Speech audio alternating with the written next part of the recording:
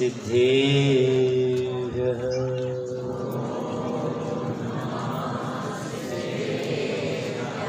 ॐ नमः सिद्धेभ्यः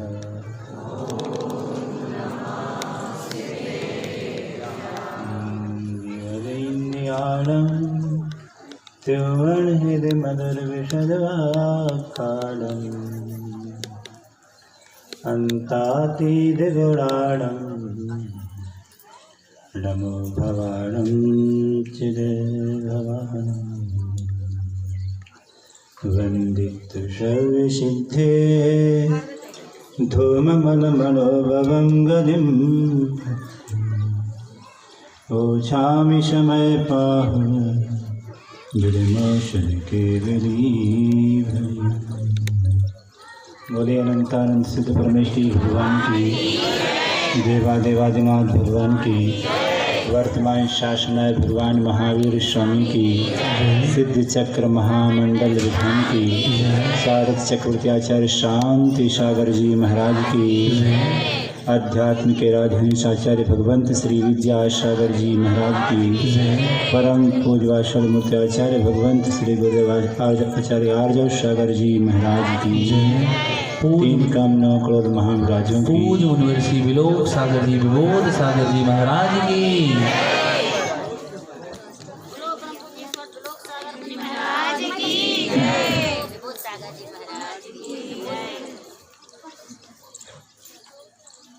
हम सब उपस्थित होकर जहाँ अनंत भगवंतों की महाआराधना हो रही हो,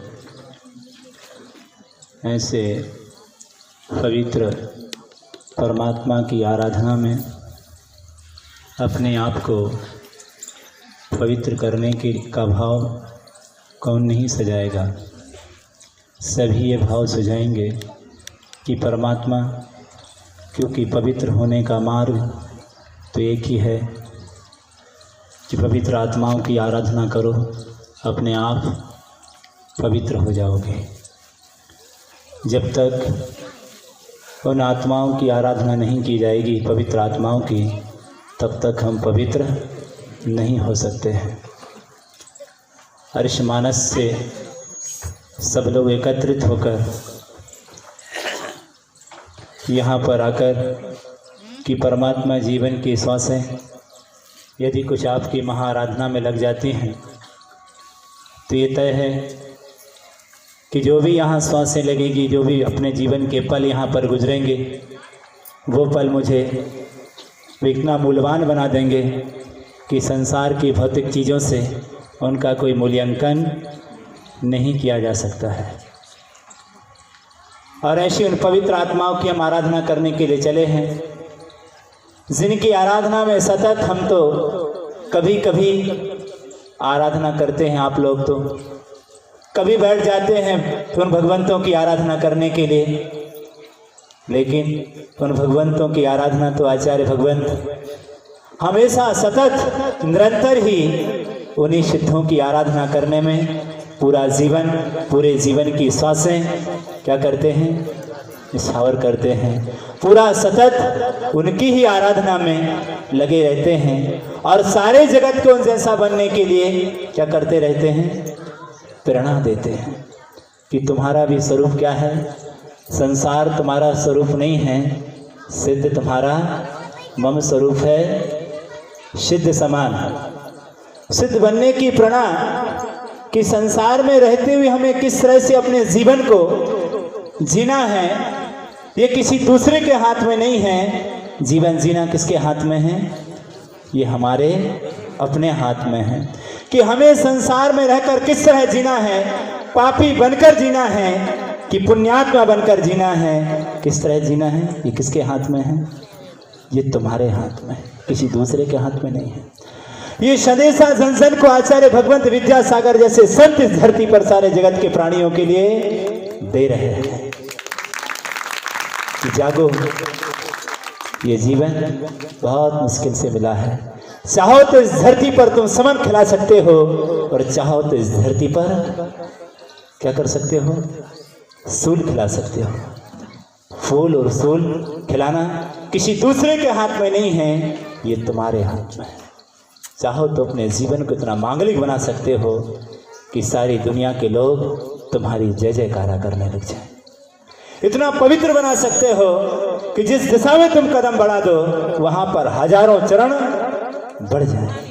इतना मांगलिक अपना तुम जीवन बना सकते हो। सोचो कितना महान पवित्र हम अपना जीवन बना सकते हैं।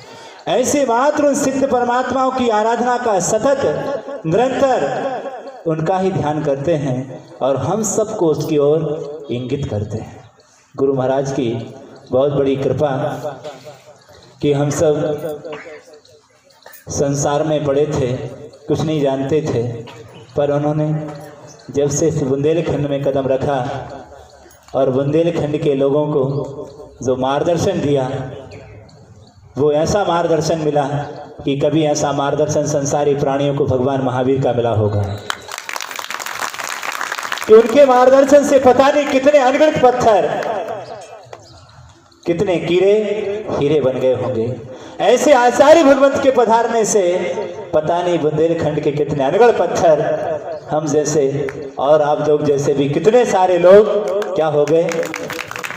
कल भले वो कंकर थे, पर वो सब क्या बन गए, शंकर बन गए। ये कृपा, ये अद्भुत कृपा उन आचार्य भगवंतों की है जो समस्त प्राणियों के प्रति हमेशा बरसती रहती है। यहाँ पर अभी दीदी ने कहा था कि हमारा घर तो कहाँ पर है, जेल में ही है। क्या जेल में घर हो सकता, आपने सोचा क्या? ऐसा कौन कह सकता है कि हमारा जेल ही हमारा घर है? कोई कह सकता है क्या? यदि आपसे कहा जाए जेल तो आप तो घबरा जाते कि हमको जेल जाने वाली, तो किसी कहती आप जेल जाओगे तो आपको संभव बुरा लग जाए। जेल कौन जाता है? जो अपराध करता है वो कहाँ जाता है? जेल जाता है। जेल की बात आते ही ये लोग डरने लगते हैं दीदी कि जेल मत, वो चर्चा मत करो, क्योंकि आपका रूप पहले देखा है इन लोगों ने, लगता है जिससे डरते हैं। तो इस तरह यहाँ पर जेल ही घर बना लिया। जेल क्या है?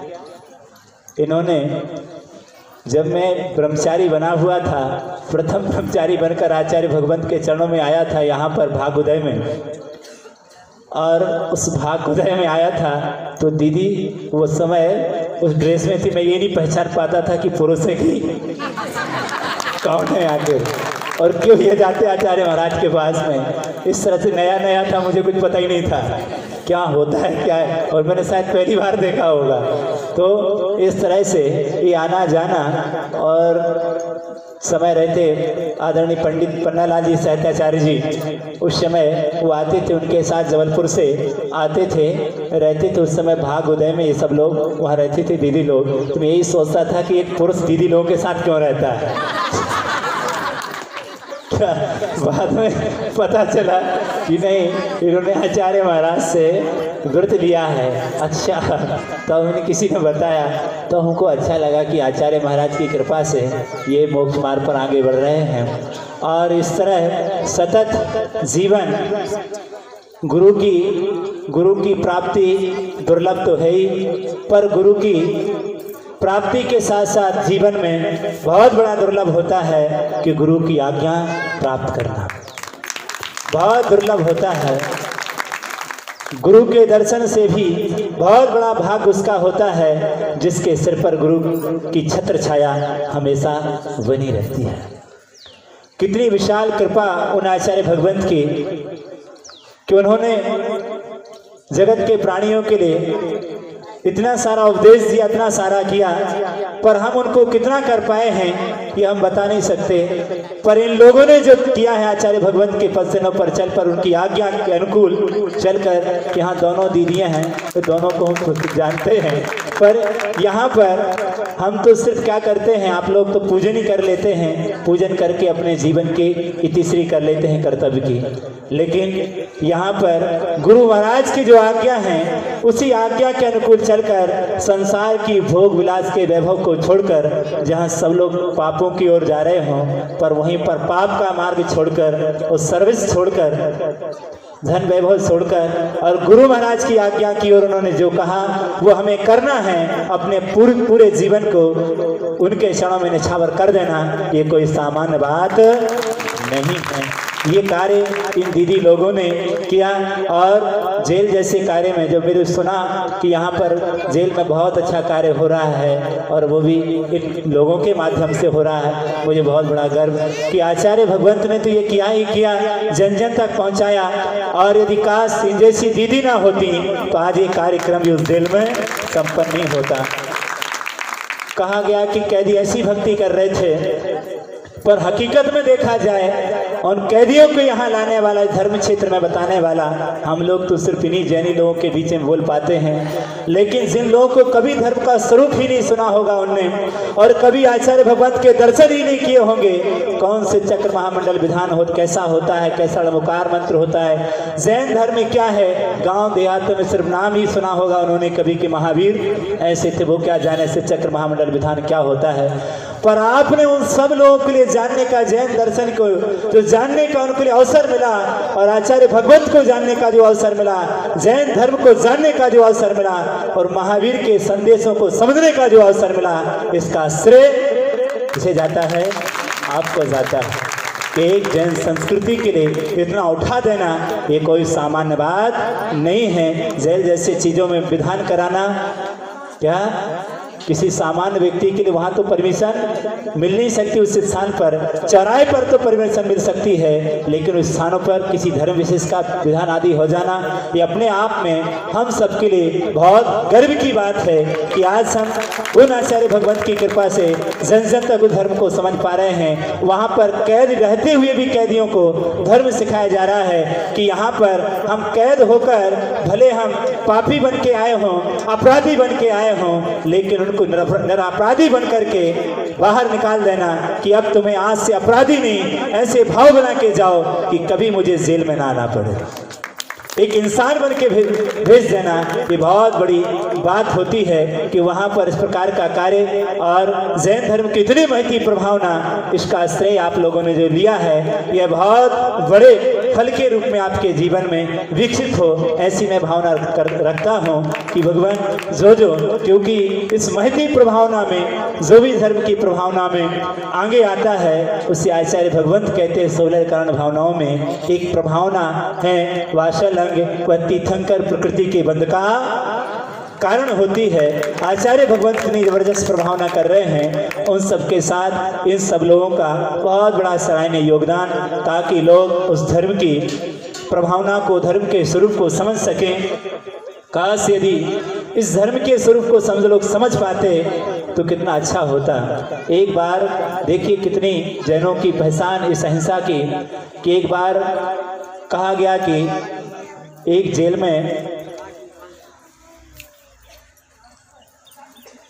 में बहुत सारे सब देश आज़ाद हुआ था, तो कहते हैं कि उस समय जवाहरलाल नेहरू शायद राष्ट्रपति थे,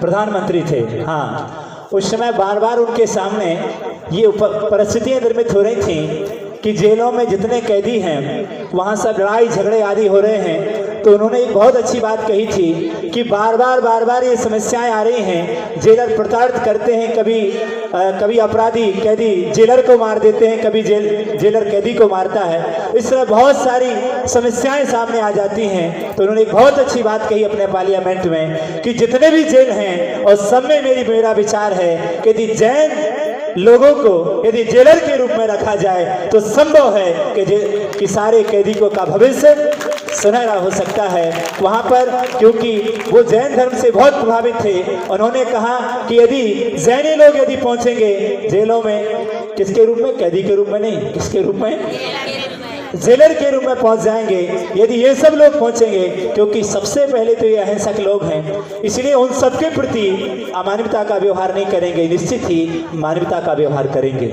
और इन सब लोगों को जो हमारा एक उद्देश्य जेल में भेजना है, किनको सुधार ग्रह, किनको सुधारना है, और ये पहुंच जाएंगे तो ये अहिंसा का पाठ पढ़ाएंगे, महावीर के संदेशों को सुनाएंगे। निश्चित ही मानवता का वातावरण होने से, अहिंसा का वातावरण होने से इनके अंदर की क्रूरता खत्म हो जाएगी और ये सज्जन बन जाएंगे और ये समस्या भी हमारी हमेशा के लिए सॉल्व हो जाएगी। कितनी अच्छी बात थी।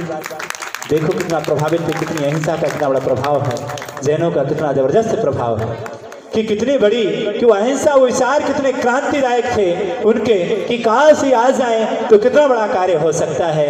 ये उस अहिंसा और गुरुओं की कृपा से मिला हुआ प्रसाद जो आगे के लिए ले जाता है, ऐसा ही कार्य यहाँ पर, ऐसा अमिट छाप संस्कृति पर छूट जाती है जो कभी मिटती नहीं है और वह धर्म की प्रभावना हमेशा हमेशा होती रहती है। तो इस तरह से हम सब गुरु की कृपा के पात्र बने और अपना भी सौभाग्य सोचें। दीदी ने तो अपना पूरा जीवन निछावर किया ही है और कर ही रही हैं। उन लोगों के लिए जैनियों को समझाना बहुत सरल है, लेकिन जैनी नहीं है उनको समझाना अहिंसा बहुत कठिन है, सामान्य बात नहीं होती है। यहाँ तो हम प्रवचन कर सकते, आपके लिए भट्टाटोक सब कुछ कह सकते, क्योंकि आप तो समझे हुए हो पहले से।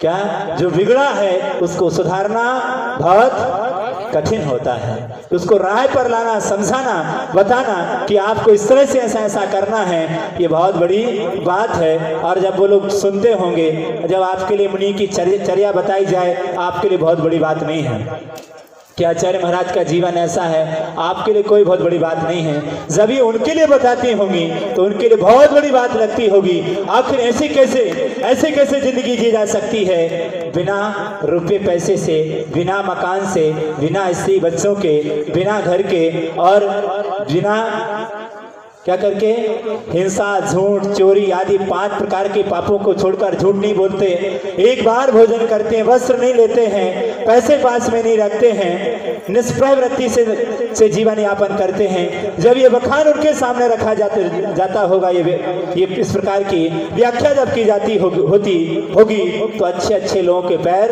थिरकने लगते होंगे कि भगवान ऐसे कैसे संभव है कि इस मनुष्य पर्याय में, संसार में ऐसी भी जिंदगी जी जा सकती है जो बिना पैसे के, बिना दौलत से, बिना निष्प्रय भाव से, वृत्ति से भी क्या जीवन जिया जा सकता है, बिना परिग्रह के भी जीवन जिया जा सकता है। उनके लिए इसका बहुत बड़ा आश्चर्य लगता होगा कि बहुत बड़ा आश्चर्य है कि कैसे जिंदगी जी जाती, कैसे जीते होंगे, कैसे भोजन करते होंगे, एक टाइम भोजन करके कैसे जीवन यापन करते होंगे।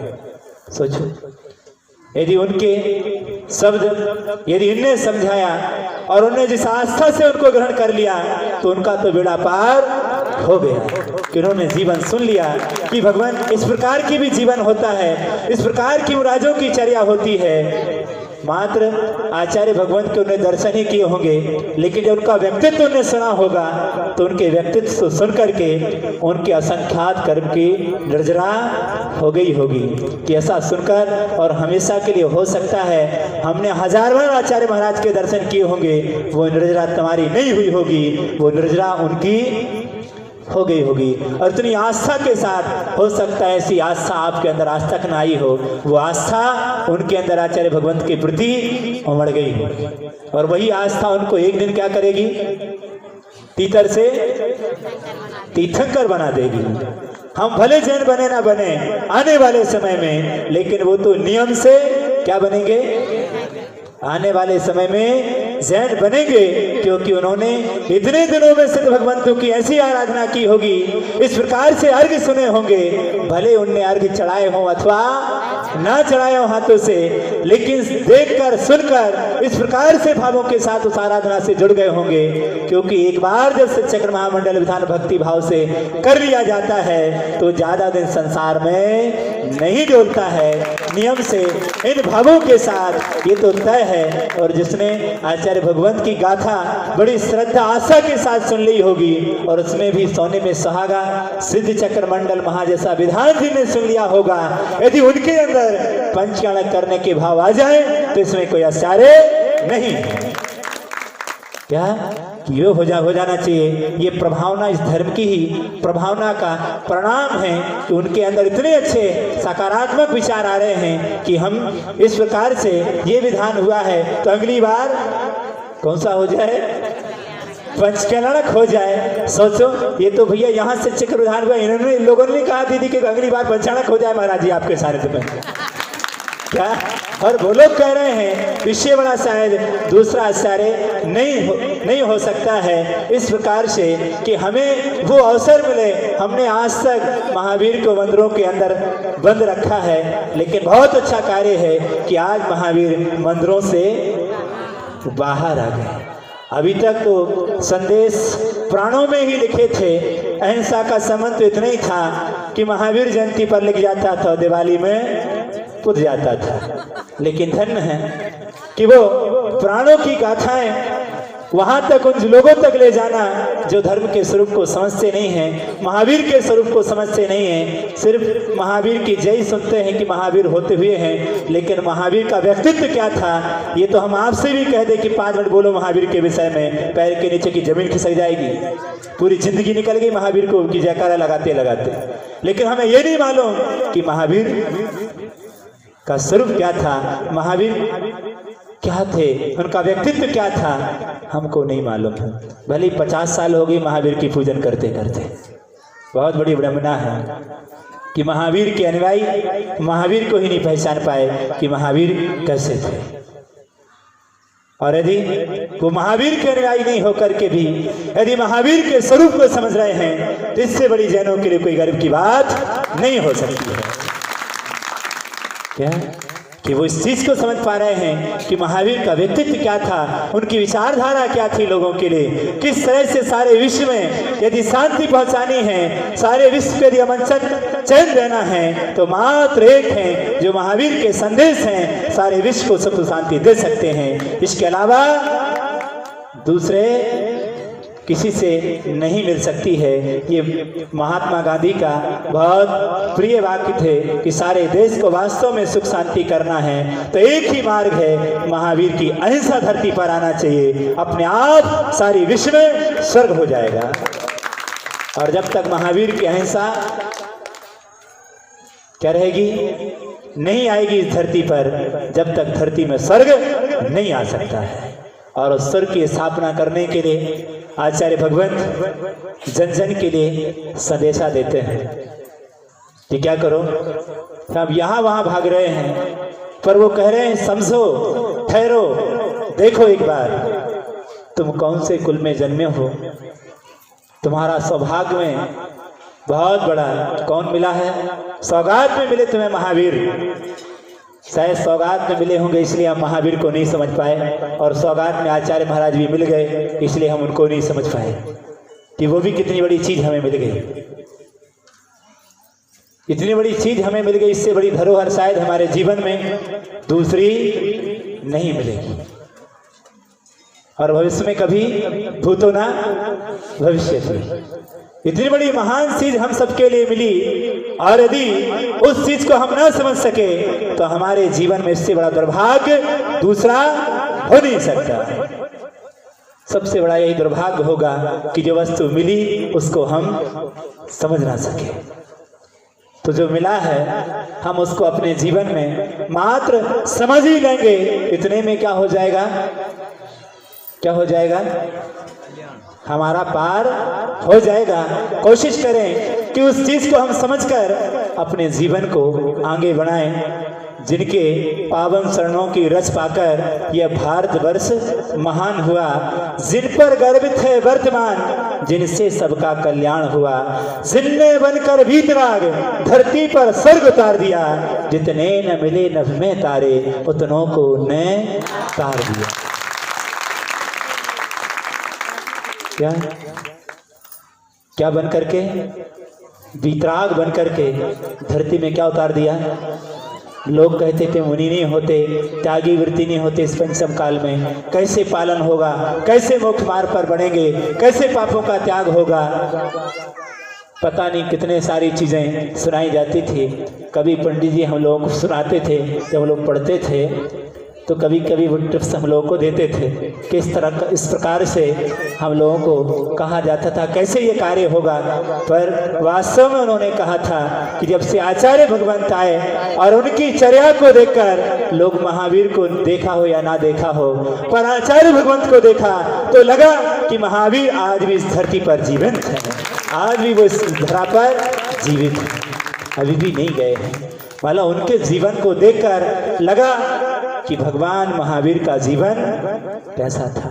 सोच रहे थे कौन बने महावीर, कौन दिखाएगा महावीर की अहिंसा के लिए, कौन दिखाएगा वो महावीर के स्वरूप के लिए, कौन दिखाएगा वो महावीर की चर्या के लिए। पर उन्होंने इस धरती में आकर लोगों के लिए, जिन्होंने महावीर को सिर्फ इतना ही समझा था कि महावीर की मूर्ति बनाकर और क्या करो, मंदिरों में ले जाकर क्या कर दो, वेदी पर बिठा दो, और बिठा कर क्या कर देना है, क्या कर देना, जाकर घर से एक थोड़ी सी द्रव्य ले जाना और ऊपर से घुमाना और क्या कर देना, स्वाहा महावीर जिनेन्द्राय नमः, उदक चंदन बोल देना, बस हो गई पूजन। क्या, और वहीं आके आए किरकिली आयु चतुर्दशी आ जाए तो क्या कर देना,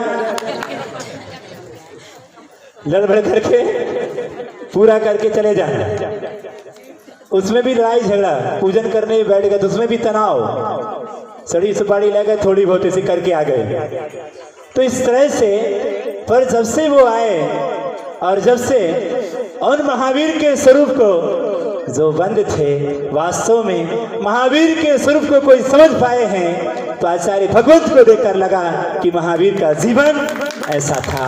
वो आस्था जो महावीर के प्रति बन गई और जन जन आज उनकी उपासना करने लगे और सबके दिल में महावीर की अहिंसा उतर गई। इसका श्रेय आचार्य भगवंत को जाता है कि उन्होंने इस प्रकार से जीवन का पालन किया। जो लोग कहते थे महावीर की अहिंसा का पालन करना बहुत मुश्किल है, महावीर के मार्ग पर चलना बहुत दुर्लभ है, उन्होंने सारी धरती को बता दिया कि महावीर के मार्ग आज भी हम अक्षरशः पालन कर सकते हैं। उनकी सत्य अहिंसा का पालन करके आज इस धरती पर हम धर्म का डंका बजा सकते हैं। और उन्होंने ये मात्र इसकी बातें नहीं की हैं, आप ही धरती में धर्म का डंका बजा दिया, तो दिखा दिया दुनिया के लिए कि महावीर आज भी इस धरती पर जीवित हैं। आज भी उनकी अहिंसा का पालन करके पूरे भूलोक को, इस धरती से लोक को आज भी सत्य अहिंसा की स्थापना की जा सकती है और सारे विश्व को आज भी स्वर्ग बनाया जा सकता है।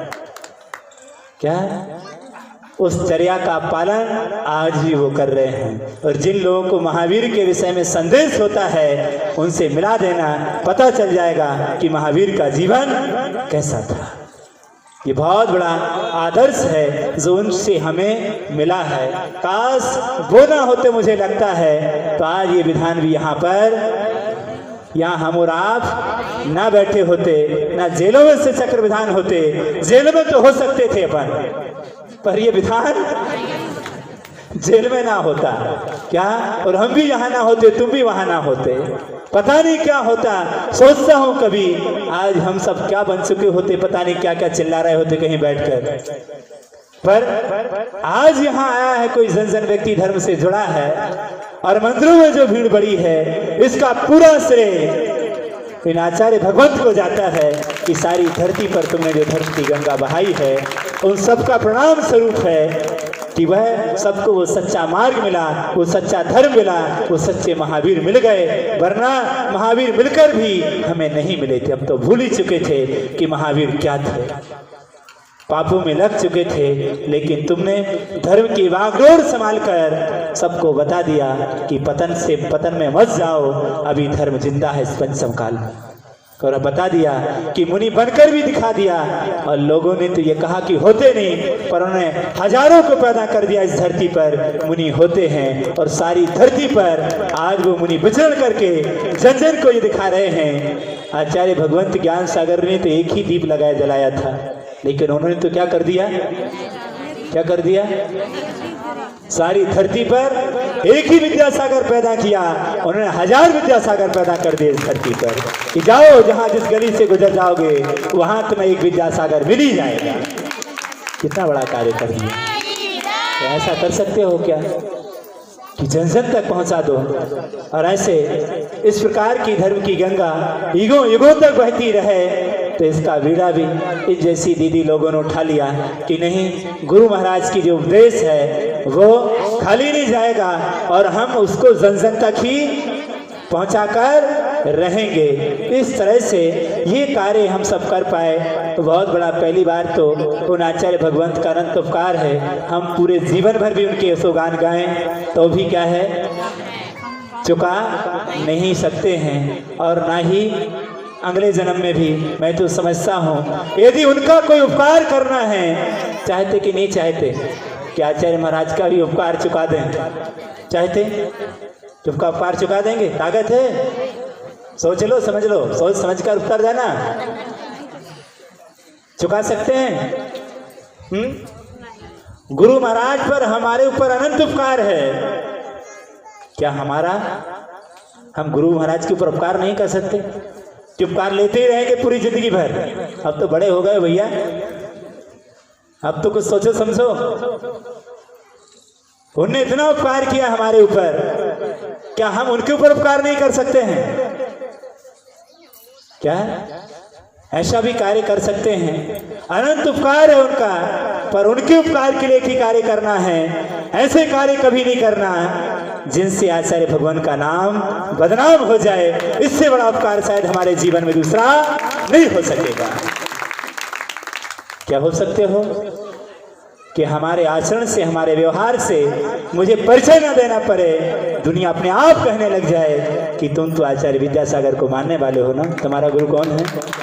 बस हो गया, इससे बड़ा उपकार नहीं हो सकता है। हम अपनी जिंदगी को इस तरह से जिए कि हमारे परिचय में, हमारे आचरण में आचार्य भगवंत का जीवंत झलक जाए, परिचय देने की आवश्यकता ही न पड़े। जब वो हमें देखेगा तो लगेगा कि वास्तव में जब तुम ऐसे हो तो तुम्हारा गुरु कैसा होगा। कर सकते हैं क्या? इतने दे दो अपने जीवन के, कुछ नहीं चाहिए उनके लिए, पूरा दिन तुम्हारे कल्याण में लगे हैं। तुमसे ना धन चाहते ना कुछ चाहते, सिर्फ यही चाहते हैं कि तुम्हारे गुण दुर्गुण किसे दे दो, किसे दे दो, किसको देना है? उन आचार्य भगवंत को दे देना है। हमारे जीवन की बुरी आदतें, धूम्रपान जैसी चीजें, सत्य व्यसन, आज इस सभा में कि जिन बुराइयों से मेरा जीवन प्रभावित होता था, आज उन बुराइयों को इस सत्संग महामंडल विधान में क्या कर देना है? विसर्जन कर देना है। इतने ही तो कार्य करना है, अन्य की पूजा नहीं करना है। और अपने जीवन में जितने लोग हैं कि हम अपने जीवन में अपनी संतान की शादी वहीं करेंगे जहाँ पर देव शास्त्र गुरु की क्या होगी? आराधना होगी। जहाँ सत्य व्यसन होते होंगे वहाँ पर हम अपनी संतान की शादी नहीं करेंगे। कर सकते हो क्या? कितने लोग हाथ उठाएं जरा।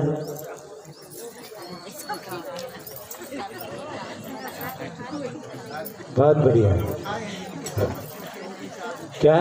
देव शास्त्र गुरु की जहाँ आराधना हो रही होगी और उन कार्यों को कभी जहाँ आचार्य महाराज का नाम बदनाम ना हो, ऐसे कार्य कभी हमें करना नहीं है। और उनके नाम को दिन दूना रात चौगुना क्या करना है? उनके संदेशों को जन जन तक पहुंचाना है, ताकि ये सारा विश्व ही क्या हो जाए?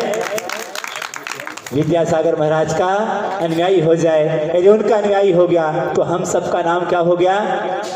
बहुत आगे हो गया। सबकी आन मान शान ऊपर है, जैन धर्म संस्कृति आगे बढ़े, इसके लिए हम सबको आगे बढ़ना है। और संविधान के दौरान सब लोग उन्होंने अखंड ब्रह्मचर्य का पालन करते कि नहीं करते? देखो उन्होंने उस ब्रह्मचर्य से कितनी माता बहनें और कितने भाई लोग उनको देखकर इस मोक्ष मार्ग पर क्या बढ़ गए हैं? आगे बढ़ गए हैं। हम भी अपने जीवन को इस तरह से आदर्श बना लें कि कोई 1000 नहीं तो 1 आध तो बढ़ ही जाए। क्या हो जाए? ऐसा आदर्श हम बना लें। कम से कम इस विधान में जितने लोग बैठे हैं, बाहर के लोग भी ये संकल्प करके जरूर जाएंगे कि कम से कम आचार्य भगवंत पूरे जीवन भर अखंड ब्रह्मचर्य का पालन करते हैं। क्या हम उनके लिए 15 दिन ब्रह्मचर्य की साधना नहीं कर सकते हैं। क्या करना है? 1 महीने में कितने दिन करना है? 15 दिन, 20 दिन, 25 दिन अथवा 5 दिन। अपनी अनुकूलता को देखते हुए क्या करना है? पर ब्रह्मचर्य से पीछे मत भगना। जब गुरु हमारा ब्रह्मचर्य, देवता हमारा ब्रह्मचर्य है, ऐसा का पालन करने वाले हैं, तो हम अछूते क्यों? 1 मिनट का भी क्यों ना हो, लेकिन जीवन में क्या होना चाहिए? क्या होना चाहिए? उन्होंने कह रहे, आचार्य भगवंत कह रहे हैं, पूरे जीवन में ब्रह्मचर्य का पालन करो। अब ब्रह्म का कभी भी सेवन मत करो। समाज को सुधारना है, जीवन को सुधारना है, तो जीवन में से ब्रह्मचर्य को स्वीकार करो। तो सुधारने के लिए, जीवन सुधार के लिए, पाप से बचने के लिए उन्होंने अहिंसा का उपदेश दे रहे हैं। हम वासना में पड़ करके पूरे जीवन को तबाह करने चले हैं। क्यों ना हो जाए कि आज उस ब्रह्मचर्य की साधना के लिए हम सब कम से कम, मैंने जो कहा है उसका अवश्य पालन करना। महीने में 29 दिन, ना पले तो 15 दिन, 10 दिन, 20 दिन पालन करना है। और उससे भी ना पल पाए तो कितना करना है? कितना करना? 1 दिन, 1 मिनट की बोल रहा हूं, लेकिन बिना उसके रहना नहीं। 1 मिनट भी पालन करना, और 1 मिनट भी ना कर पाओ तो क्या समझ गए? 1 मिनट भी ना कर पाओ तो धिक्कार है तुम्हारे लिए। चुल्लू हर पानी में डूब मरो, धिक्कार है। तुम्हारे गुरु इतने महान हैं और तुम क्या हो? जिनकी प्रेरणा से हजारों लोग त्यागी वृत्ति बन गए। देखो, अखंड ब्रह्मचर्य का पालन कर रहे हैं, दूसरों को पालन करा रहे हैं। और हम जैसे लोग इतने बड़े सौभाग्य, हमारे भाग्य में इतने बड़े गुरु मिले हैं, और उनको पाकर हम 5 मिनट भी ब्रह्मचर्य ना रख सके, धिक्कार है हमारी जिंदगी के लिए। कितने लोग हैं जो ये कहेंगे कि हाँ, हम हाथ उठाए ब्रह्मचर्य का पालन करेंगे? कितने लोग हैं? जो बहनें हैं वो कम से कम जब तक शादी नहीं हो रही तब तक तो ब्रह्मचर्य पालन कर ही सकते कि नहीं कर सकते हैं? बहुत बढ़िया है। 15 दिन, 20 दिन आज संकल्प करके जाना कि इतने दिन में, हफ्ते में, महीने में कम से कम अष्टमी, चतुर्दशी पर्वों के दिन तो हम उस ब्रह्मचर्य का पालन करेंगे ही। आचार्य भगवंत का जीवन 1 दिन जी के देखेंगे। क्या करना है? 1 दिन किसका जीवन जीना है?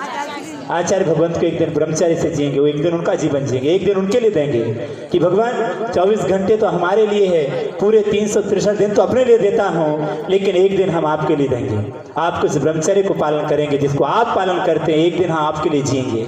पूरी जिंदगी अपने लिए जी है, लेकिन 1 दिन क्या करना है? किसको जीना है? आचार्य भगवंत को जीना है, क्योंकि वो अनन्य हम भक्त हैं कि नहीं उनके भक्त। तो 1 दिन उनको जी लेना। 1 दिन भी उनको जियोगे तो संसार से पार हो जाओगे, तर जाओगे। और 1 दिन क्या हो जाएंगे? वो गुरु महाराज तुम्हारे भाग में फिर से मिल जाएंगे। ऐसा पवित्र काम कर लेना जिससे जीवन बहुत महान बन जाए। अंधकार में दीप जलाना सबके बस की बात नहीं है। कठिन समय में साथ निभाना हर साथी की रीत नहीं है।